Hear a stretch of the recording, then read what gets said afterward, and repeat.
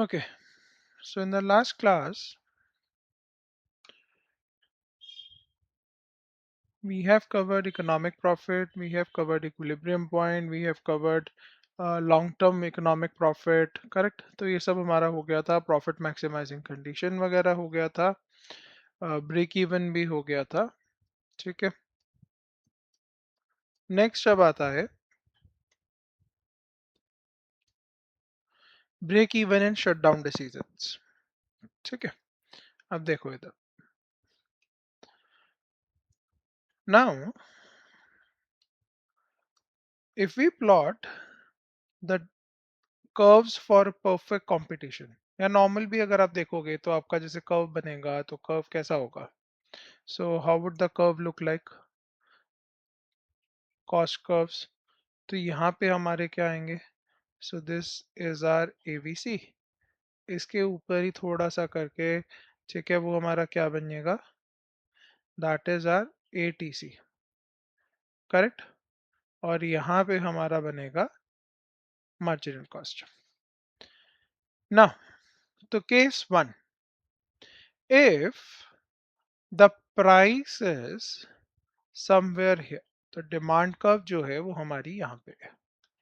Okay, so demand curve जो है वो कहाँ पे है, एट प्राइस P1।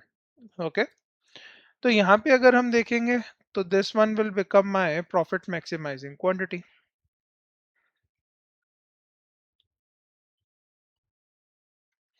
अब इस पॉइंट पे अगर आप देखो तो प्राइस ये है, एटीसी ये है, एंड एवीसी ये है, तो मतलब क्या हुआ, तो price is greater than ATC is greater than AVC, मतलब क्या हुआ, you are making a profit here, correct. तो यहाँ पे क्या हुआ, तो you are making a profit here, तो यहाँ पे इकोनॉमिक प्रॉफिट बन रहा है। तो क्या करना चाहिए, so continue in the long run, तो अपना बिजनेस क्या करो, कंटिन्यू रखो। ठीक है, तो इस अगर ऐसी सिचुएशन है तो हमें क्या करना चाहिए, हमें बिजनेस को एक्सपांड करना चाहिए, बिजनेस को बढ़ाना चाहिए। Okay, next, second case. अब जैसे हमारे पास क्या है, so let's say this is our AVC, this is our ATC, और ये हमारा क्या है, so this is our marginal cost, correct। Now suppose the demand curve is at point P2, ठीक है, तो डिमांड कर्व कहाँ है, एट पॉइंट P2। अब इस पॉइंट पे क्या है, so this will become our profit maximising quantity. अब इस पॉइंट पे अगर आप देखोगे तो correspondingly this is your ATC and this is your AVC, तो क्या आया, ATC is greater than P2, it is greater than AVC, तो ATC is greater than P2 is greater than AVC। ठीक है, तो अगर ATC यहाँ पे क्या है, तो जो आप प्राइस है, ठीक है, जो आप प्राइस सेल कर रहे हो, जिस प्राइस पे आप प्रोडक्ट सेल कर रहे हो, वहां पे क्या हो रहा है, so here seller is able to recover average variable cost, तो एवरेज वेरिएबल कॉस्ट तो रिकवर हो रही है। ओके, तो एवरेज वेरिएबल कॉस्ट रिकवर हो रही है, but is unable to recover average total cost, तो एवरेज टोटल कॉस्ट रिकवर नहीं हो रही है। ओके, तो यहाँ पे नोट करना, तो आपका वेरिएबल कॉस्ट तो कवर हो रहा है, बट आपका जो टोटल कॉस्ट है वो कवर नहीं हो रहा है। तो ऐसी सिचुएशन में क्या है कि भाई जो बिजनेस है वो क्या हो रहा है, तो आप कोई भी प्रोडक्ट अगर सेल करते हो तो वहां पे क्या है, आपका वेरिएबल कॉस्ट कवर हो रहा है, तो आप कर सकते हो भाई। अब ऐसा क्यों है कि भाई आपका वेरिएबल कॉस्ट तो कवर हो रहा है बट आप नहीं कर पा रहे हो, कवर नहीं कर पा रहे हो एटीसी, तो एटीसी क्यों नहीं कवर हो रहा है, बिकॉज ऑफ फिक्स्ड कॉस्ट। ठीक है। तो मतलब क्या है, ऐसा क्यों हुआ? तो यहाँ पे जो सेलर है, तो seller is unable to cover average fixed cost. तो वो कुछ भी अगर सेल करता है, ठीक है, कुछ भी अगर सेल करता है तो उसका वेरिएबल कॉस्ट तो कवर हो रहा है, बट उसका टोटल कॉस्ट कवर नहीं हो रहा। क्यों नहीं कवर हो रहा? भाई इन दोनों का डिफरेंस क्या है? Average fixed cost. तो भाई एवरेज फिक्स कॉस्ट ही कवर नहीं हो रही है। अब ऐसी सिचुएशन में क्या है भाई, इसमें क्या हम रिकमेंड करते हैं? तो कंटिन्यू द बिजनेस, तो continue the business in the short run. तो शॉर्ट रन में आप कंटिन्यू करो। हो सकता है कि आपका प्राइस बढ़ जाए, हो सकता है आपकी और सेल्स आ जाए, करेक्ट, थोड़ा सा आपका कोई फैक्टर्स ऑफ प्रोडक्शन जो इकोनॉमीज ऑफ स्केल्स वगैरह अचीव हो जाए, तो उससे क्या होगा, आपकी कॉस्ट कम हो जाएगी, तो कॉस्ट कम नीचे आ जाएंगे। तो आप ये सब चीज़ें एक्सपेक्ट कर सकते हो। ओके।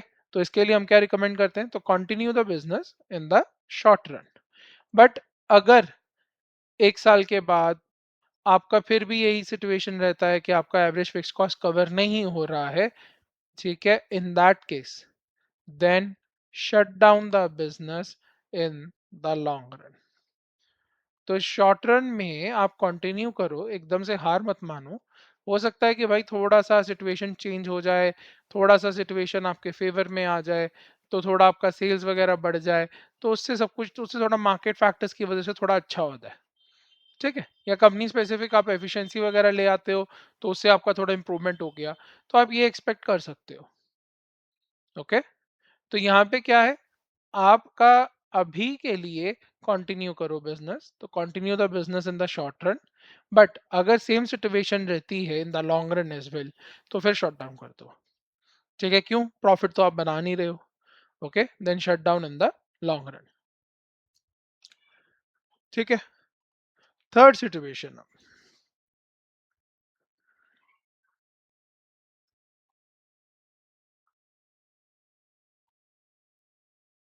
तो थर्ड हमारे पास कॉस्ट कर्व्स कैसी हैं? So these are our AVC, these are ATC, these are marginal cost. Now the price is, और demand curve is at this point. तो ये पॉइंट हमारा क्या? Profit maximising quantity. अच्छा, क्यों है प्रॉफिट मैक्सिमाइजिंग? तो इस पॉइंट पे आपका P3 किसके बराबर है? मार्जिनल रेवेन्यू के। मार्जिनल रेवेन्यू किसके बराबर होता है? ओके। तो इस क्वांटिटी पे this is your ATC, this is your AVC. तो क्या बना relation? ATC is greater than AVC is greater than price. तो बेसिकली क्या है कि भाई जो आपका सेलिंग प्राइस भी है, ठीक है, तो जो आपका सेलिंग प्राइस है वो क्या है?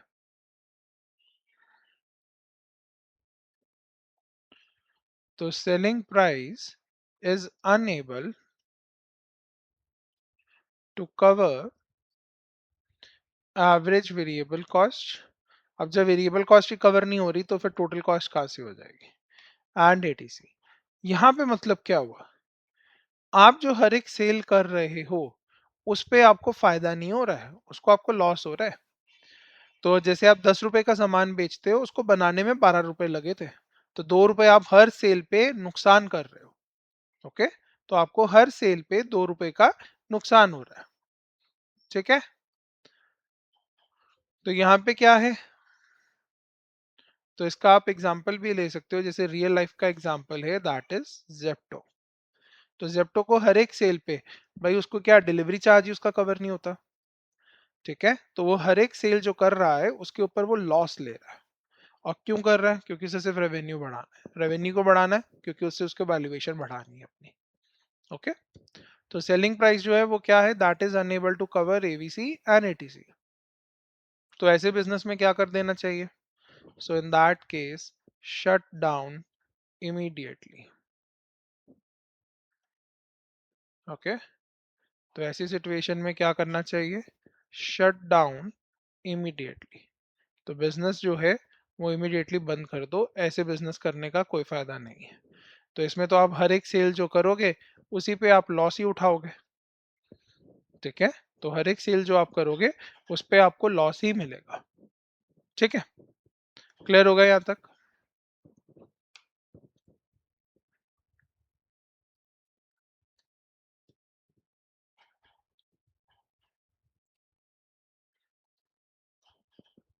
Any doubt in this?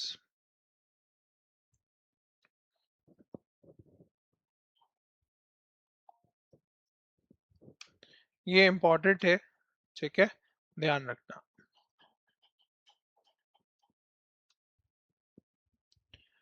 Next, ये हमने ऑलरेडी डिस्कस कर लिया था, economies and diseconomies of scale.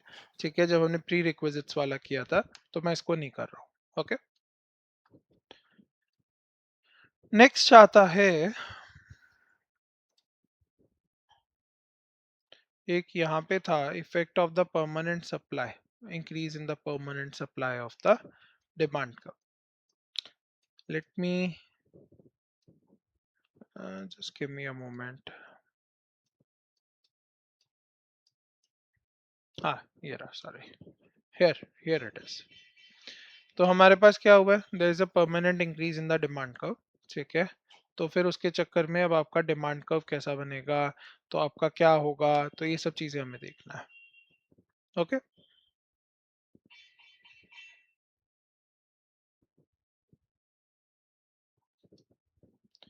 चलिए। नाउ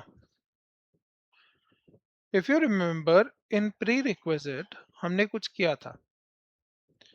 हमने यहाँ पे पढ़ा था increase in the supply curve, increase in the demand curve, if you remember.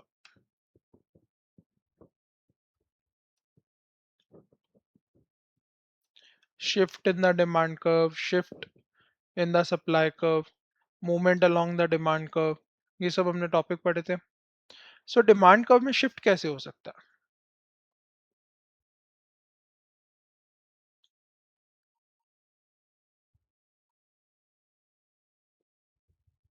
So demand curve में शिफ्ट कैसे होता है?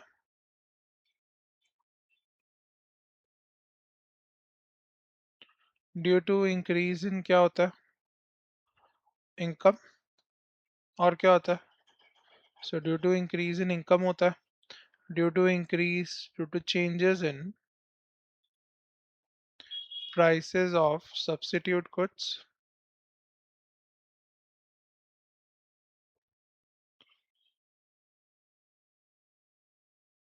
और कॉम्प्लीमेंट्री गुड्स। ठीक है, तो ये हमने पढ़ा था प्री रिक्विजिट्स में। अब देखिए, तो यहाँ पे क्या हुआ, तो डिमांड कर्व मार्केट में कुछ ऐसा था।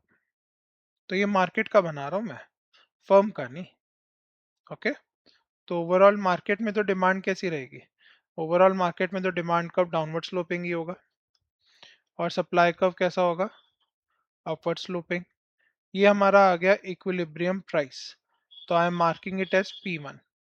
तो मार्केट में जो प्रोडक्ट है वो कितने में बिक रहा है? At price P1। तो यही अब क्या है, यहाँ पे जो फर्म होगी वो क्या होगी? प्राइस टेकर होगी। तो जब मैं फर्म के लिए बनाऊंगा, तो ये हमारी फर्म के लिए मैं अब कर्व बना रहा हूँ, तो दिस इज फॉर फर्म। तो फर्म का जो ये डिमांड कर्व होगा वो किस पे होगा? This market equilibrium price P1। ठीक है, तो ये हमारा मार्केट में क्या था, तो मार्केट में डिमांड कर्व सप्लाई कर्व का जो इक्विलिब्रियम पॉइंट था P1, उस प्राइस पे सारे आइटम्स बिक रहे थे। तो वो हमारी फर्म भी क्या है, वो प्राइस टेकर है। प्राइस टेकर होने की वजह से वो भी क्या कर रही है, तो वो भी प्राइस P1 पे ही बेचेगी। करेक्ट, तो कहीं किसी और पे तो बेचेगी नहीं। तो प्राइस P1 पे ही बेचना है, तो इसने प्राइस P1 पे बेचा। ओके, तो ये हमारी क्या बन गई? D1 curve for the firm. अब क्या हुआ, अब let's say due to positive income effect demand curve क्या हो गई है? It shifted. तो इट्स अ पॉजिटिव शिफ्ट। तो डिमांड कर्व क्या हुआ? तो demand curve increase to D1। अब जब डिमांड कर्व D1 पे आ गई तो मार्केट में न्यू इक्विलिब्रियम पॉइंट कौन सा बन गया? सो P2 becomes new equilibrium point. Okay, तो P2 हमारा क्या बन गया? New equilibrium point. तो अब क्या हुआ, मार्केट में जो गुड था, कमोडिटी थी, जो प्रोडक्ट था, उसका प्राइस कितना हो चुका है? P2 पे बिक रहा है। अब हमारी फर्म भी क्या करेगी? तो हमारी फर्म भी फिर कितने पे बेचेगी? P2 पे ही बेचेगी। तो डिमांड कर्व कितने पे आ गई? P2 पे। ओके, क्लियर हो गया यहाँ तक? अब यहाँ पे हमारा क्या था? अब P1 जो इनिशियली था, तो हमारा कॉस्ट कर्व था, तो इनिशियली क्या था? इक्विलिब्रियम पे बैठा था, हमने बात करी थी कल। तो क्या कहा था कि भाई जो आपका जो परफेक्ट कंपटीशन होता है, वहां पे क्या है? आपका जो इकोनॉमिक प्रॉफिट है वो लॉन्ग रन में सरवाइव नहीं कर सकता। क्यों नहीं कर सकता? क्योंकि जैसे जैसे दिखेगा तो फिर क्या होगा, और न्यू फर्म्स जो होंगी that will enter the market. Correct. तो इसलिए हमारा क्या होता है? तो इक्विलिब्रियम पे रहता है। इक्विलिब्रियम कौन सा पॉइंट होता है? जिसपे आपका क्या है? No profit no loss. Correct. तो हमारे पास इनिशियली यहाँ पे भी कर्व कैसा था? भाई नॉर्मल चल रहा था, नो इक्विलिब्रियम। तो यहाँ पे क्या था? नो प्रॉफिट एंड लॉस था। तो यहाँ पे हमारा इक्विलिब्रियम, तो बेसिकली यहाँ पे ये हमारा एमसी कर्व है, ये हमारा एटीसी कर्व है।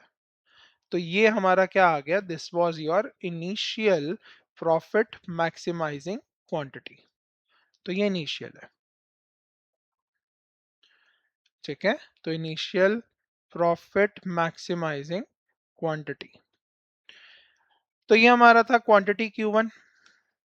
ठीक है, इस पॉइंट पे अगर आप देखोगे तो क्या है? P1 जो है वो क्या है? मार्जिनल कॉस्ट के बराबर है, वो एवरेज टोटल कॉस्ट के बराबर है। ओके, तो P1 क्या है? मार्जिनल कॉस्ट के बराबर है और एवरेज टोटल कॉस्ट के बराबर है। नेक्स्ट, अब क्या हुआ आगे? अब प्राइस डिमांड कर्व क्या हो गई? शिफ्ट कर गई। मार्केट में क्या हो गई? रेट बढ़ गए। जब रेट बढ़ गए तो ये भी डिमांड क्या हो गई? तो अब क्या करने लग गई? तो ये जो फर्म है, मार्केट में प्राइस P2 हो चुका है, तो वो P2 पे ही बेच रहा है। बट उसका जो कॉस्ट कर्व है वो अभी भी वैसे का वैसा ही रहेगा। ओके, तो कॉस्ट कर्व जो है वो क्या होगा? कॉस्ट कर्व अभी भी वैसे का वैसा ही रहेगा। तो यहाँ पे न्यू प्रॉफिट मैक्सिमाइजिंग क्वांटिटी कौन सी हो गई? That is this. तो P2 is equal to MR2 is equal to MC। तो ये हमारा क्या हो गया? This becomes our new profit maximising quantity.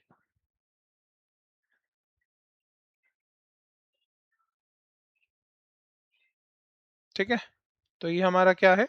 New profit maximising quantity है। ओके, ठीक है, तो इसके कॉरेस्पॉन्डिंग हमारा एटीसी ये रहा। So this is our ATC. तो यहाँ पे हमें क्या हो रहा है? प्रॉफिट। तो यहाँ पे we are having a profit here. ठीक है, तो कितना प्रॉफिट है? This portion. ओके, सो ये हमारा क्या बन गया?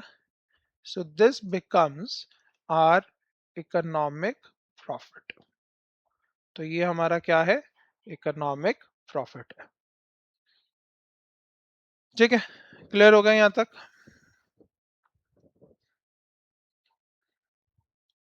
ठीक है, अब नेक्स्ट, अब ये प्रॉफिट बन गया। अब फिर से वही कहानी चालू हो गई कि भाई ये तो चलो लॉन्ग शॉर्ट रन में तो क्या होगा? सो this will exist, so this situation will exist in short run. Okay, so this will continue only in short run। क्यों? लॉन्ग रन में फिर क्या होगा? अब देखो, तो यहाँ पे आता है, सो इन लॉन्ग रन क्या होगा? So in long run again economic profit दिख रहा है लोगों को। New players will enter the market. अब जब new players enter the market होंगे तो क्या होगा? देन ओवरऑल सप्लाई क्या होगी? तो overall supply in the market वो क्या होगा? So that would increase. अब जब सप्लाई इंक्रीज कर रही है तो क्या होगा, तो इसकी वजह से क्या होगा, so there would be a right shift. ठीक है, so there is a right shift in the supply curve. तो सप्लाई कर्व में क्या होगा, there is a right shift, there would be a right shift here. Okay, clear होगा यहाँ तक। तो यहाँ पे क्या हुआ, तो there is a right shift in the supply curve. क्यों हुआ राइट शिफ्ट, बेसिकली अब क्या हो गया, नंबर ऑफ सप्लायर्स क्या हो गए मार्केट में, वो बढ़ गए हैं। ठीक है, तो सप्लाई बढ़ गई है, तो सप्लाई बढ़ने से क्या हो गया, there is a right shift here.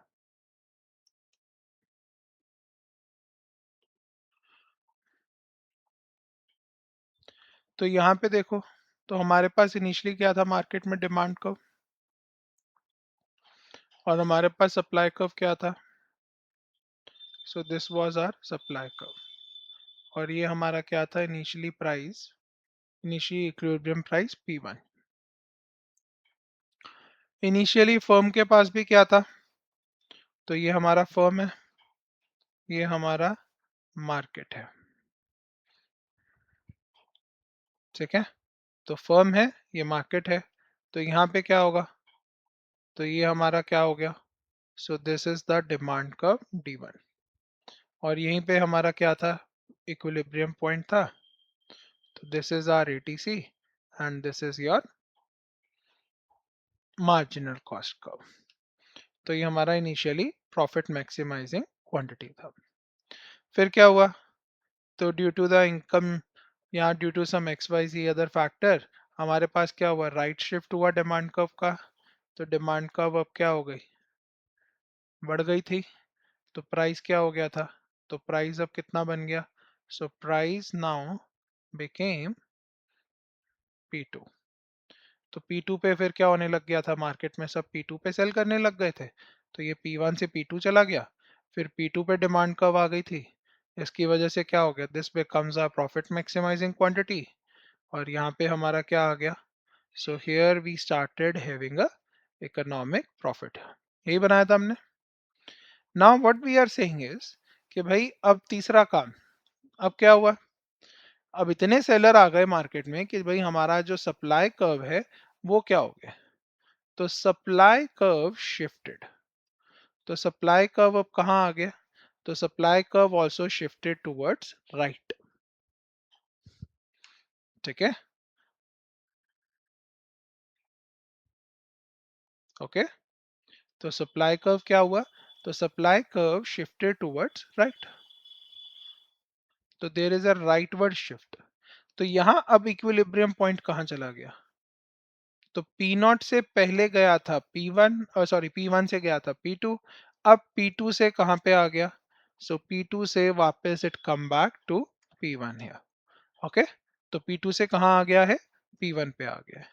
तो यहाँ पे जो डिमांड कर्व है फिर वापस घूम के कहाँ आ गई, एट दिस पॉइंट, और क्वांटिटी मैक्सिमाइजिंग कहाँ चली गई, वापस Q3 पे। ओके, तो पॉइंट जो है पहले P1 था, फिर P2 पे गया, P2 से आगे P1 पे वापस आ गया। ओके, सो ये बट क्या कब होगा, तो ऐसा कब होगा, when there is a right shift. Right shift कब होगा, जब न्यू प्लेयर्स एंटर करेंगे। न्यू प्लेयर्स एंटर कब करेंगे, तो जब उन्हें देखेगा कि भाई इकोनॉमिक प्रॉफिट पॉजिटिव है।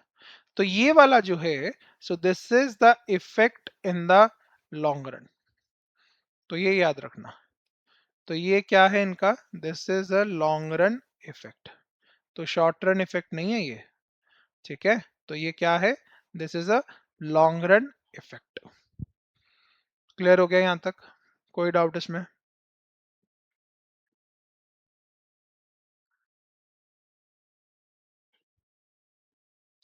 यहाँ तक देखिए कोई डाउट है।